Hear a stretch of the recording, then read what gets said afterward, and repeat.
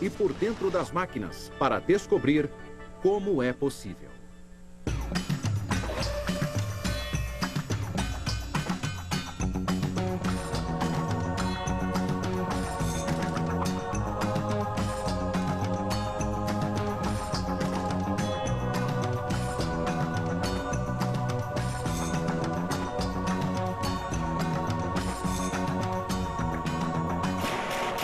Como é possível?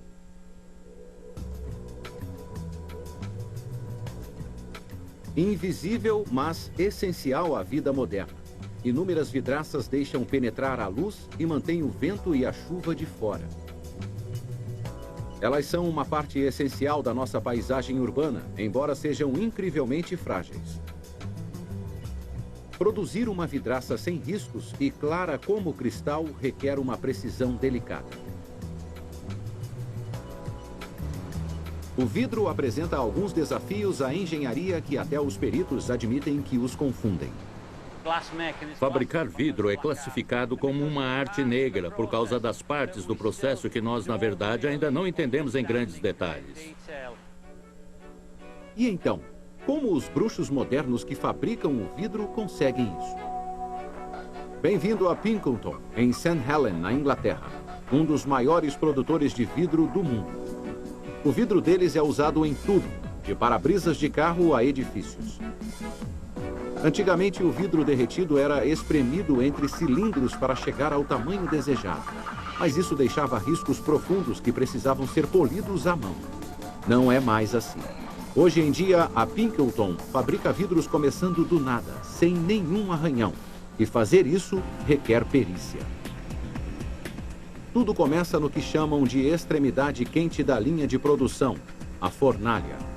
Aqui o ingrediente principal é colocado, a areia. Mais de 50% da composição do vidro é de areia, e isso devido à maneira como a areia derrete. No calor de 2000 graus centígrados, a areia ou sílica, para dar seu nome correto, passa do estado sólido para o líquido. E como em um passe de mágica, no estado líquido, as moléculas se separam e deixam penetrar a luz. O problema é que quando ela chega a essa temperatura, fica instável, parecendo lava derretida. Então, um dos maiores desafios é encontrar formas de baixar o ponto de fusão e estabilizar a mistura. É o que fazem os outros ingredientes do vidro, o carbonato de cálcio, o calcário e a dolomita. Mas na fornalha o processo não está completo até o ingrediente final, tão importante quanto os outros e tão abundante quanto a areia, o vidro em si. O vidro moído se chama cullet. Ele é jogado na mistura de areia e pronto. Isso abaixa a temperatura de fusão para mais estáveis 1600 graus centígrados. E é nessa temperatura que o vidro que conhecemos nasce. Mas como se transforma vidro derretido em uma placa lisa e uniforme de vidro? A resposta, bastante surpreendente, é que ele é posto para flutuar em estanho. Este método de fazer vidro se chama processo de flotação e acontece dentro de uma câmara que tem todas as propriedades de uma bomba. Ali dentro, lingotes de metal são derretidos em um banho quente. A superfície da lata é perfeitamente lisa e quando se estica o vidro sobre a parte de cima, se produz a mesma superfície lisa. A razão para se usar estanho é que ele derrete em baixa temperatura e tem um ponto de ebulição muito alto. E por ser mais denso que o vidro, os dois podem compartilhar o mesmo banho sem se intrometerem no caminho um do outro. Mas aproxime-se com cuidado, porque para impedir que o vidro grude na lata, usa-se uma mistura pesada de nitrogênio e hidrogênio. A fita de vidro agora está lisa, mas o trabalho árduo não acabou. Esses rapazes estão prestes a mudar a largura do vidro. Para isso, ele precisa passar por uma sessão de esticadas e puxões, mais estafante que uma massagem russa. Está bem. Os cilindros de cima podem ser ajustados, empurrados, puxados, adiantados ou retardados. Fora do banho, o mecanismo é ajustado manualmente segundo dimensões precisas. Se a velocidade aumenta, o vidro fica mais estreito e mais fino.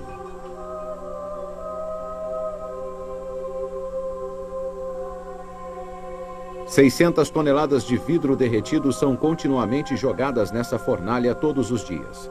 Ela nunca para. 24 horas, 7 dias da semana.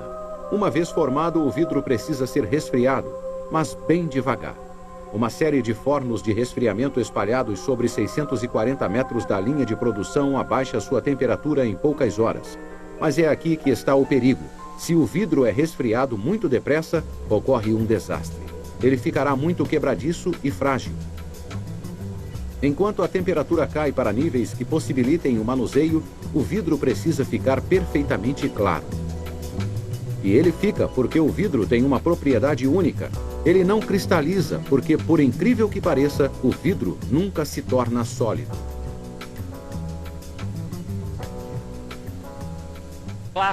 O vidro é classificado como um líquido superrefrigerado na medida em que nunca atinge completamente uma forma estável. Se você o puser na sua janela, daqui a 20 anos, ele estará ligeiramente mais grosso no fundo do que quando foi instalado. Então, as janelas que nós olhamos, na verdade, são viscosas. Tecnicamente, elas ainda são líquidas.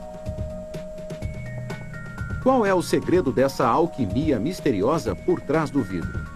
O que normalmente acontece quando um líquido é refrigerado abaixo do ponto de fusão é ele se solidificar e cristalizar. Contudo, para alguns líquidos, é possível continuarem nesse estado até quando estão abaixo do ponto de fusão. O vidro é um deles. E é possível olhar através desse líquido superrefrigerado porque as moléculas de vidro se combinam de forma desordenada, permitindo a passagem de luz. O vidro está quase pronto. Ele foi aquecido, refrigerado, reciclado, esticado e lavado. Agora ele precisa enfrentar a lâmina afiada do cortador.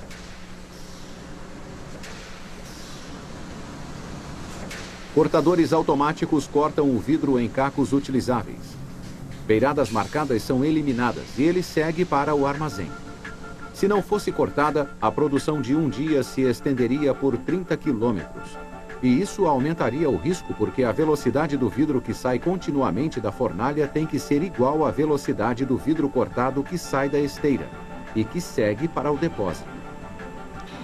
E existe o perigo real de que todo esse trabalho árduo seja destruído por um passo em falso.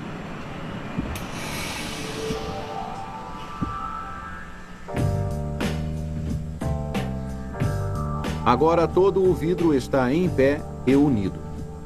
Pode ver que ele parece esverdeado. Isso é intencional e algo que você deve agradecer. É devido ao óxido de ferro que foi deixado no vidro. Isso impede que os raios de luz manchem os tecidos, salvando seus móveis. Transportar vidraças enormes ao redor do mundo não é tarefa fácil. Eles precisam ser transportados por caminhões especiais que mantêm os engradados inteiros e bem presos no lugar. E lá vão eles para nossos escritórios, casas, carros e espelhos. Para nos proteger dos elementos, nos defender do perigo e nos dar uma visão mais segura e melhor do mundo. É incrível pensar que algo que consideramos sólido seja tecnicamente líquido, mudando lentamente enquanto olhamos através dele.